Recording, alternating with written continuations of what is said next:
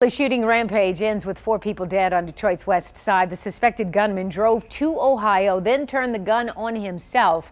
7 Action News reporter Brianne Palmerini is live tonight to tell us about this man's criminal past. What have you learned? Well, Carolyn, this is the Sunoco the shooting happened. 3 of the 4 people were shot and killed here, just feet away from their homes just down the street. And we are learning more about George Anthony Davis, and he had a stack of criminal offenses, including home invasion, burglary, and more. 7 Action News looked into the criminal past of George Anthony Davis. It dates back to 2008 with a list of offenses: felony stolen vehicle, felony home invasion, felony burglary. Detroit police also say he is the father of Sierra Barganier's child, one of the victims. They say he wouldn't accept the relationship was over.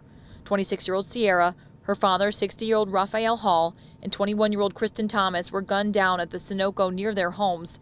Hall was the deacon at the Citadel of Praise Church, and he and his daughter were headed out for the morning, and they had offered to take Thomas to her job when they stopped at the gas station.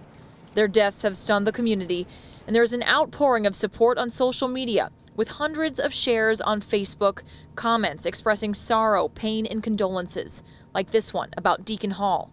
Every Sunday, he would let me know how much I was loved and glad I was there.